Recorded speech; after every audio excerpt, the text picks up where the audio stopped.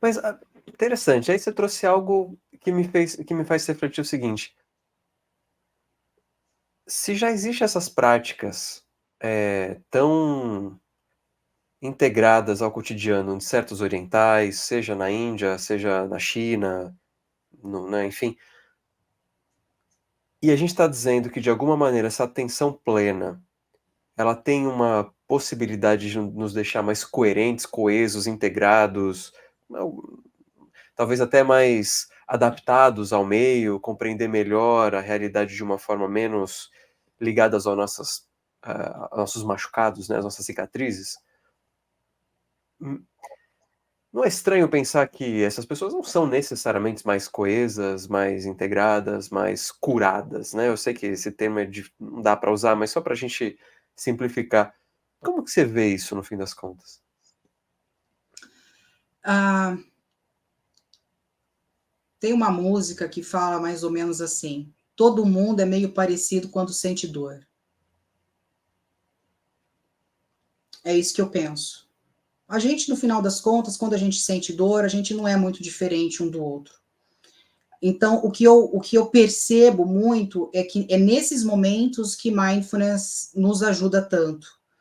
Porque o objetivo de mindfulness não é também nos ajudar com um corpo de coerência, muito embora a gente possa fazer essa utilização. Mas o objetivo último dele não é atingir coerência, é aliviar sofrimento. Então, a exigência, inclusive, um dos aspectos bem importantes, né, para o pessoal que está aí nos escutando, mindfulness é atenção plena também, é ficar no presente, aquela coisa de ficar ali no presente também, mas com algumas qualidades importantes. Uma delas, não julgamento. Uma delas, não julgamento. Do outro também? Porque de si entendo que é aquilo que a gente falou no início, e do outro também? O outro também. Porque na medida em que eu julgo o outro, ou o que o outro está falando, por exemplo, inevitavelmente a minha mente está colocando esse outro em determinados compartimentos. E normalmente esse compartimento, eles são dois, ou bom ou ruim. Sim. Aí tem algumas variações, mas estão dentro dessas categorias.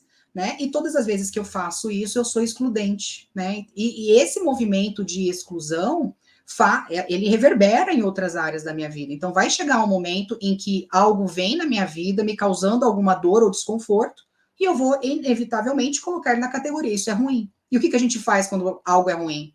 A gente afasta. É um movimento natural do corpo. Eu sempre faço a analogia, né? Quando a gente está lá na frente de um fogão, vai pegar uma panela quente, você não fala, nossa, a panela está quente, preciso soltar. Você larga a panela lá e sai quebrando tudo. Então, o nosso corpo está muito preparado para reagir negativamente, para reagir de uma maneira a excluir ou afastar aquilo que causa dor. Agora, acontece que viver dói, né, Bruno?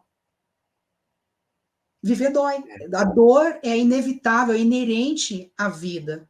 Então, o mindfulness vem ensinar a gente, através do não julgamento, justamente para que a gente possa entender que a questão da vida ou do sofrimento, ele pode diminuir muito quando a gente deixa de colocar as coisas em compartimentos positivos ou negativos. E aí a gente está falando, né, muito mais aí sobre um objetivo último de mindfulness, que é a não vacuidade. Como que a escola que você segue entende a não vacuidade? Entende muito como um princípio de não dualidade mesmo. Então, vai adentrando, e isso dentro da escola que eu estudei, mas também John Kabat-Zinn tem alguns textos falando sobre a filosofia dele dentro de mindfulness, muito semelhante ao Advaita Vedanta, né? Então, que vai por esse mesmo viés, né? De buscar equanimidade nas nossas ações, na nossa leitura em relação ao outro, sempre com essa linguagem para dentro e para fora mais compassiva. Que não quer dizer ser bunda mole, né, Bruno? Não quer dizer ser mole, Isso, é isso. não quer dizer que você vai, né? Enfim.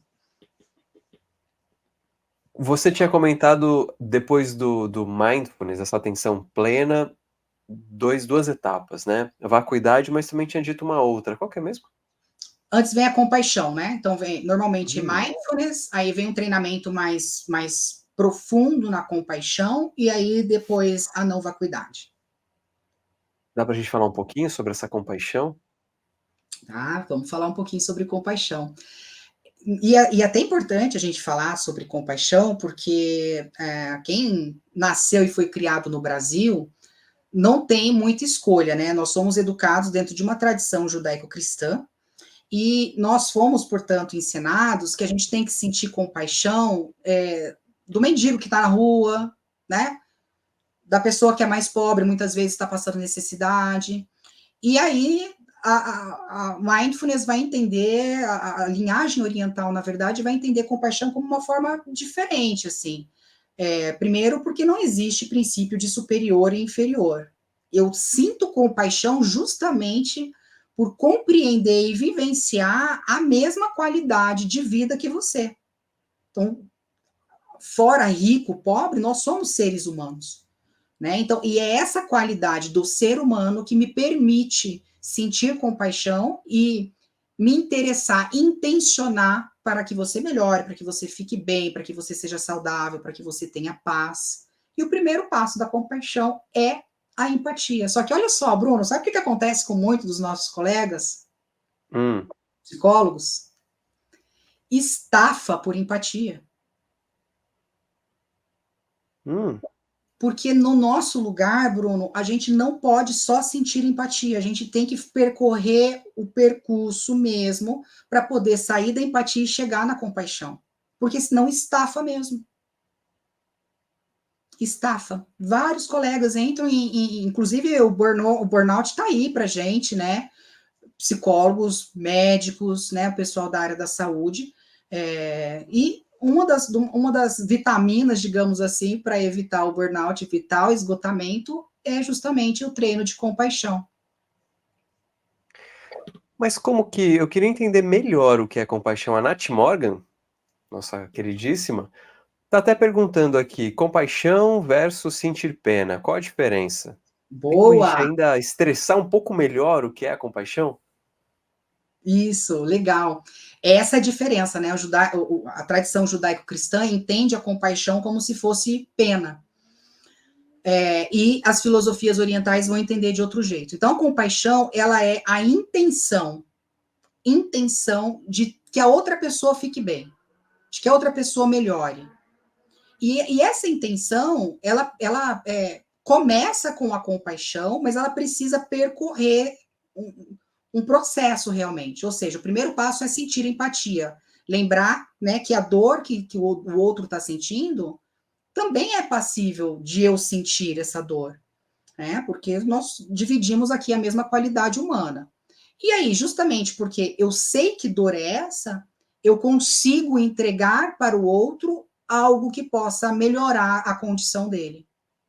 Então, a compaixão, ela precisa de um ato, ela precisa de um comportamento, ela precisa de um movimento genuíno de que o outro melhore. Então, quando não é possível, a gente trabalha com a intenção de compaixão. Agora, sempre que possível, a gente faz comportamentos compassivos também. Como seria isso? A intenção de compaixão sem comportamento? É só a mente? É só o desejo? Desejo, desejo genuíno. E aí, nesse desejo, ainda assim há uma diferença entre empatia e a compaixão, nessa intenção de compaixão. Porque o desejo, eu não necessariamente sinto pena. Eu só quero que o outro melhore. Não é, coitado, espero que ele fique bem. Eu entendo qual é essa dor. Espero que ele melhore. E se eu puder fazer algo para que isso melhore, por que não? Porque no final das contas, isso também melhora em mim aquela condição daquela dor. E aí, deixa eu ver se eu entendi o seu ponto sobre a estafa. Você acredita que somente a empatia, quase que forçada pela própria profissão. Eita, acho que eu travei, voltei? Tô aqui? Você tá me Travou? vendo? Tô te vendo, tá? Travou um Tá, pouquinho, então mas tá bom. Boa. É, quase que como uma empatia forçada por como a profissão acontece, né? Você não vai ficar puto ali, brigado, sei lá, não é diferente, né? A gente precisa ter lidar com o outro um pouco diferente. E aí, forçar isso é o que gera estafa, nessa visão? Nessa visão, Bruno, o que gera estafa é a gente não conseguir chegar na compaixão, é a gente ficar só na empatia. Rapaz. Nós dois temos filhos, né? Se eu divido com você dentro de um ambiente fechado, agora você que é meu analista, e eu estou dividindo com você algo muito dolorido para mim, de uma filha, mulher e tudo mais, você imediatamente vai se conectar com a minha dor. Imediatamente. E aí, se você não atua, não trabalha com compaixão, você leva essa dor para casa.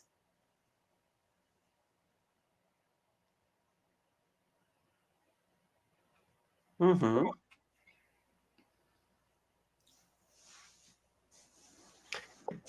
Pô, eu posso estar muito enviesado, mas você vai falando, eu vou criando na minha cabeça conexões quase que naturais com a psicologia analítica, falados de forma diferente, mas de uma forma muito parecida. Eu estava hoje comentando com uma amiga minha que fez uma migração ali da psicanálise para a psicologia analítica e eu estava contando para ela o quanto a psicologia analítica dá uma certa liberdade para algumas coisas que podem parecer estranhas para outras abordagens, principalmente mais tradicionais ou que têm um protocolo muito conservador.